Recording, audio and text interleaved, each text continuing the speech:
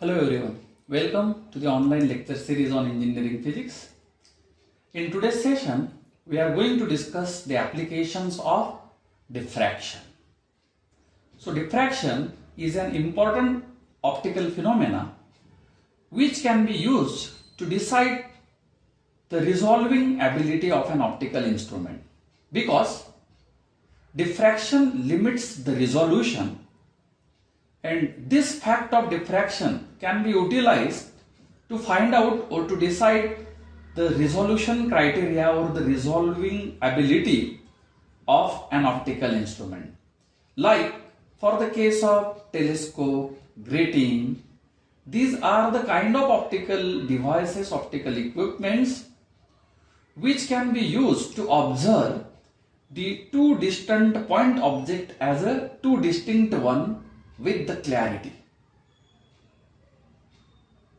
So on the basis of this diffraction phenomena, so Rayleigh proposed an important criteria for the resolution, and according to Rayleigh, the criteria for resolution is when we going to observe the diffraction patterns for the two distant point objects or the light sources, and if we observe their diffraction pattern, the central maxima of the diffraction pattern due to one object coincides with the first minima of the diffraction pattern of the second, then this case is said to be a just resolved case. Means under that situation, we can observe the two distant point object as the two distinct or two separate objects. This is known as the criteria for resolution, and this particular case is known as just resolution. So here it means the separations between the central maximas of the two is at least of this order, such that the central maxima of one coincides with the first minima of other and vice versa. Then we can say that 2 point distant objects are just resolved. And if the separations between the maxima of the diffraction pattern due to two distant point objects or point source are such that if the separations between them is not of this just resolved case, then it is said to be not resolved. In that case, the two distant objects may appear to be a single object. This case is said to be a not resolved case. Under this case, we are not going to observe the two distant point object as two objects. Instead, it appears to be a single object. This is the clear-cut case of not resolution. And when there is a large enough separations between the diffraction patterns due to these two distant point objects, if there is a larger separations between their central maxima, then the 2 point distant objects are said to be the well resolved. This is known as Rayleighs criteria for resolution, and it can be used to decide or to determine the resolving power of an optical instrument, like for the case of telescope and for the case of a grating. Now we can use this idea of Rayleighs criteria of resolution to understand the resolving power of a telescope and the resolving power of a grating. Let's consider first the case of resolving power of a telescope. Now what it means? So the resolving ability of a telescope means the ability of the given telescope due to which it can observe the two distant objects as two distinct or the two separate objects with clarity. That is known as its resolving power. And for the case of this telescope, its resolving power can be defined as the reciprocal of the least angle subtended at the objective of the telescope. For example, here this represents the objective lens of a telescope of diameter, let's say d. This is the diameter of the objective lens of a telescope. Now let's consider that these are the two distant objects or two distant light sources which are going to be represented as S1 and S2. The light from these two sources makes the least angle of theta at the objective. This angle is also known as an angle of diffraction. In this case of diffraction of a light from these two distant light sources at the objective lens of a telescope is an equivalent case of a single slit Fraunhofer diffraction. Now let's see how we can use this single slit diffraction pattern to understand the concept of resolving power of a telescope, or to find out its dependent on the various parameters. So therefore, from the fundamental definition of the resolving power of a telescope is what? The RP of a telescope, it will be given by the reciprocal of the least angle subtended at the objective lens of the telescope. If theta represents the least angle subtended at the objective lens due to these two distant closely placed light sources, this theta is also known as an angle of diffraction. Then its reciprocal is defined as the resolving power of telescope. Now we need to find out the dependence of this least angle theta on the various optical parameters or the parameter associated with this objective lens of the telescope. Here, as I said that this is an equivalent case of single slit Fraunhofer diffraction pattern. The only important difference is that in case of single slit Fraunhofer diffraction, there we have considered a rectangular slit. And here in case of this telescope, the geometry of the objective lens is a circular. So therefore here we have to consider a circular aperture. Right. Now, if we observe the central maximas due to these two distant sources at P1 position and P2 position, then according to the Rayleighs criteria, the position of the central maxima due to one object should coincide with the first minima due to other. If we are going to consider the position of central maxima is suppose this P1, then the P2 should act as this central maxima of the second source P2 should act as its first minima. Only then we get the resolution limit or the just resolved case as per Rayleighs criteria. So therefore here we have to use the condition for minima to find out the value of this least angle or angle of diffraction. So therefore, what is the condition for minima for the case of single slit Fraunhofer diffraction pattern? The equation for the condition for minima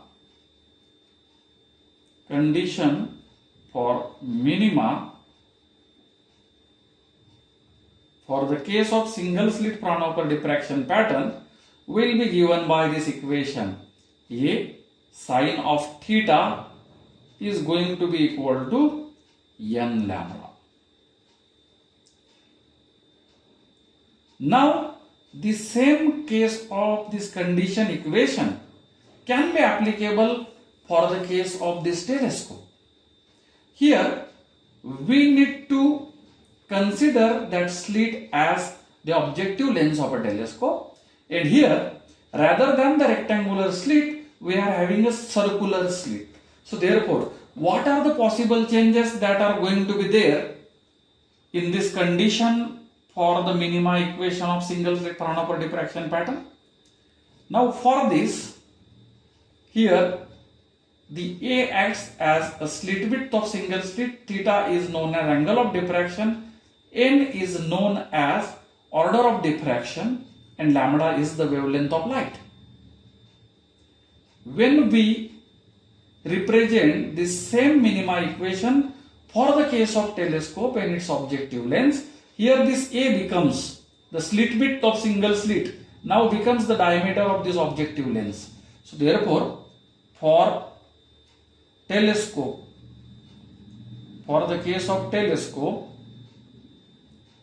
this condition of minima here, this slit width of single slit is going to be equal to here the diameter of the objective lens of the telescope. And here this theta is the least angle, the smallest possible angle when we are observing the light sources which are far away from the observer, far away from the telescope. Then for such distant sources, the value of this angle theta is very small. Theta is very small. And if the angle theta is itself very small, what will be the value of the sine of that particular angle? It is going to be equal to angle itself. So therefore, the sine of theta can also be going to be equal to theta.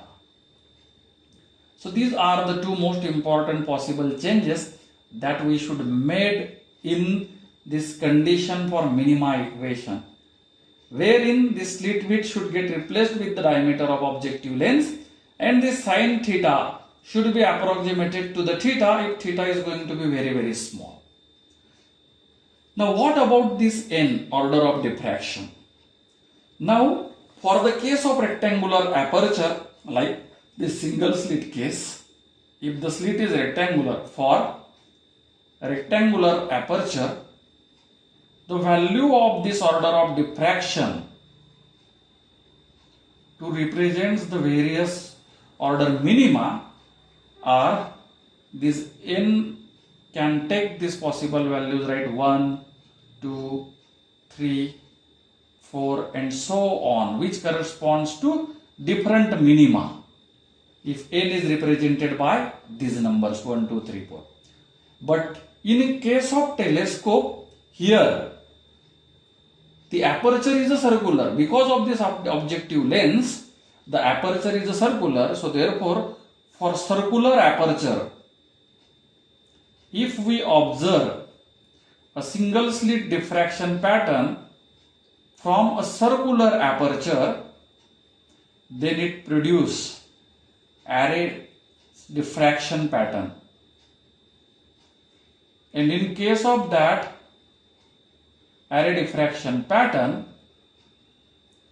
the value of this multiple of the wavelength, this n, it changes because of the circular geometry, and the first minima are going to be observed at this particular value of n 1.22. The second minima is going to be observed at the value 2.23. The third minima is going to be observed at 3.23 and so on. So these are the most important changes in the value of various order diffraction light. Now let's focus on the first minima to get the least angle. Now for first minima, rather than 1, here n should be 1.22 for the circular aperture. So if we make all these appropriate changes in the condition of minima of single slit Fraunhofer diffraction, this equation becomes, now A should replaced with this d, diameter of objective lens. Sin theta should get replaced with theta. As theta is very very small, then value of sin theta is theta itself. That is going to be equal to n lambda. N for first order minima, it should be 1.22 times this lambda. Now from this equation we can find out the value of this least angle or the angle of diffraction for the case of circular aperture. It means for this case of telescope, this least angle subtended at the objective lens theta comes out to be this 1.22 times lambda divided by d, where this d is the diameter of the objective lens. And if this is the value of theta, what will be the value of this resolving power of a telescope? The value of resolving power of telescope now becomes, as it is a reciprocal of theta, so it should be d by 1.22 times lambda. This will be the equation that can be used to determine or to find out the resolving power of telescope. It can be defined as the reciprocal of least angle subjected at the objective lens of the telescope, and it indicates the ability of telescope to observe the two distant light sources or two distant objects as two distinct or two separate objects with clarity.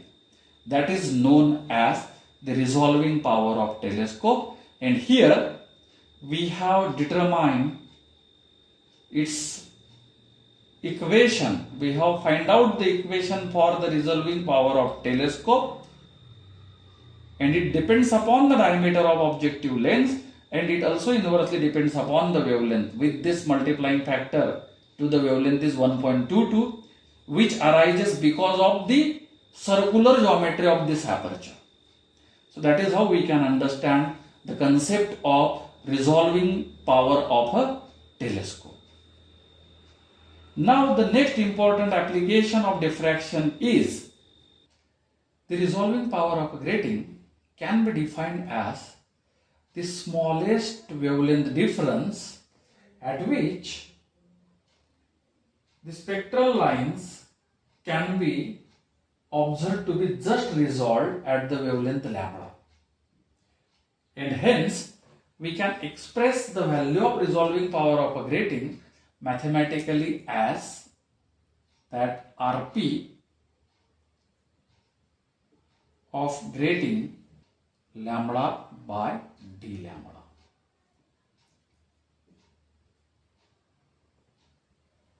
Right? So it is the measure of the smallest change in the wavelength value at which the spectral lines can be seen to be just resolved at the wavelength lambda, and it will be expressed as the ratio of this lambda by d lambda.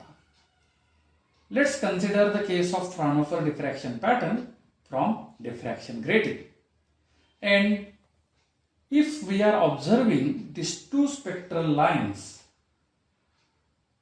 for the wavelength, let's say this lambda, and the another wavelength is suppose at lambda plus d lambda, then according to Rayleighs criteria, these two lines can be seen as two distinct or two independent lines in the spectrum if it satisfies, if the diffraction patterns due to these two satisfies the Rayleighs criteria of resolution, which is also known as resolution limit, means the central maxima of diffraction pattern due to one spectral line, due to one wavelength, should coincide with the first minima. By using this, we can find out the equation for the value of resolving power of grating in terms of this lambda by d lambda. Let's consider those two wavelengths. One is the lambda and the another possible spectral line could be seen as a distinct or a separate line at this wavelength lambda plus d lambda. Here, the angular separations between these two spectral lines is suppose very small, d theta, and the theta is the angle of diffraction for this line of wavelength lambda. Then, according to the Fraunhofer diffraction pattern from diffraction grating, if we consider the case of maxima, then from the conditions of maxima,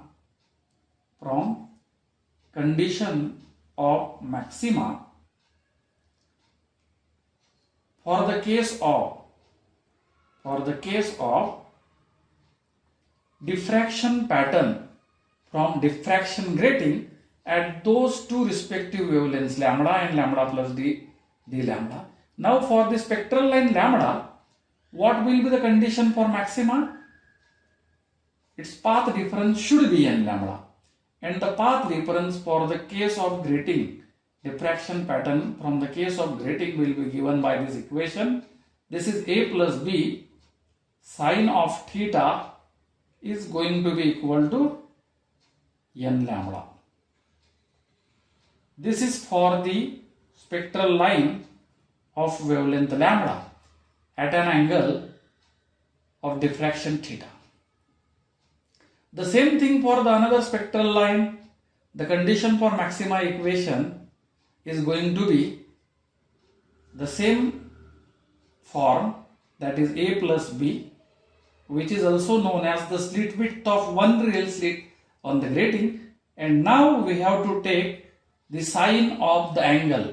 Now for this particular spectral line of wavelength lambda plus d lambda, the angle of diffraction is going to be theta plus d theta, and hence this a plus b times sine of theta plus d theta, that is going to be equal to n times, now the wavelength is lambda plus d lambda. Lambda plus d lambda. Okay, this is suppose equation 2. Both this equation 1 and equation 2 represents the conditions of maxima. So it corresponds to the central maxima. It means to these two spectral lines. Now, according to the Rayleighs criteria, which actually decides the limit of resolution, then the central maxima due to one spectral line should coincide with the first minima due to the other spectral line. Now let's consider this spectral line of wavelength lambda plus d lambda of the total angle, how much? That is theta plus d theta. So therefore this equation 2 represents the condition for maxima. Condition for maxima for this spectral line of wavelength lambda plus d lambda. This equation 2 represents the maxima, this particular maxima. Now, the first minima of this maxima, if it coincides with the central maxima due to this second spectral line, then we can start to observe these two spectral lines from the grating as two distinct lines for the smallest wavelength difference of the order of d lambda. So therefore, as we know that if this is the condition for maxima for the wavelength lambda, that is a plus b sine theta is going to be equal to n lambda. Now its first minima, the first minima of this wavelength should coinciding with this. Now for the spectral line lambda, what will be the position of its first minima? Its first minima is observed at, now the position of first minima or the position of minima for the spectral line of wavelength lambda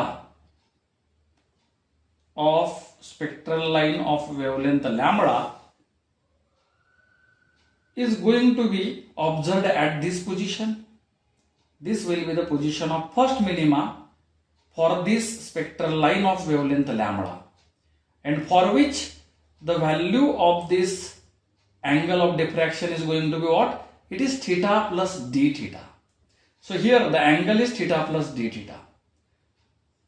So therefore, if we try to express the condition for minima, then this path difference a plus b times sine of, for what angle? The minima occurs at an angle theta plus d theta. So here we have to take this angle theta plus d theta. Theta plus d theta.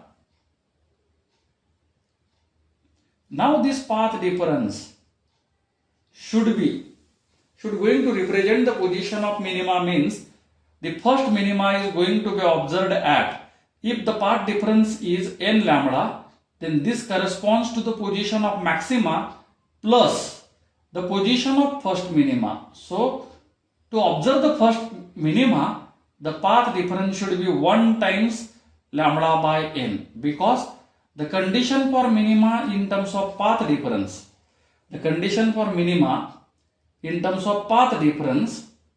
is what? Delta should be equal to this n times lambda by n, and the path difference is this value a plus b sine of theta.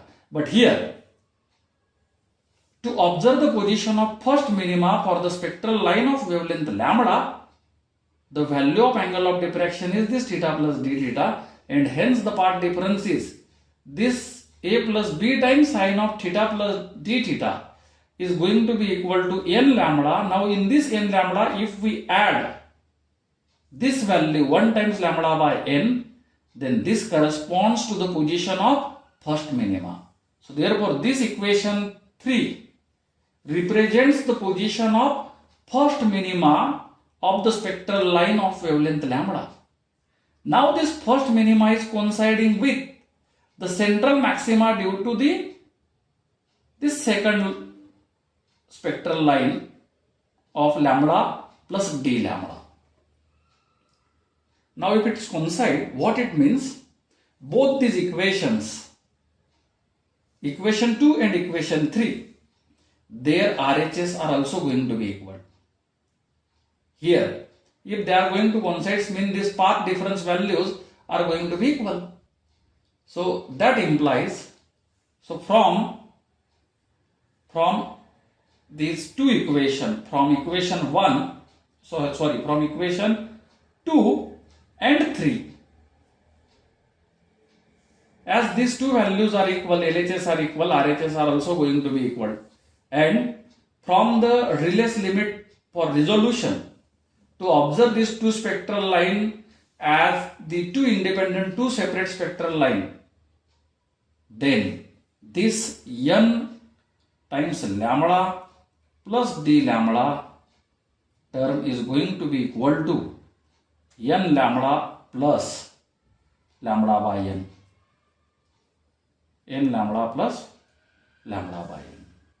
Now let's multiply with this n. Now it would be n lambda plus n times d lambda, that is going to be equal to n lambda plus lambda by n. Now here we can cancel out this term n lambda. So finally what equation we will get? We get this equation n into d lambda. So therefore we get this equation n into d lambda, that is going to be equal to lambda by n. It is going to be equal to lambda by n. And the resolving power of grating can be given by this ratio lambda by d lambda. So therefore take this d lambda to the other side, then this lambda by d lambda lambda by d lambda, it comes out to be what? It comes out to be n into n. So the resolving power of grating, this term, this ratio is known as the resolving power of grating, which is lambda by d lambda will be given as n into n, where this small n is known as order of diffraction and this capital N is used to represent the number of lines per unit length for given grating. For given grating, if the number of slits or the number of lines per unit length for given grating is more, it means the resolving power of that grating, that particular grating is going to be more. So this is all about the applications of diffraction.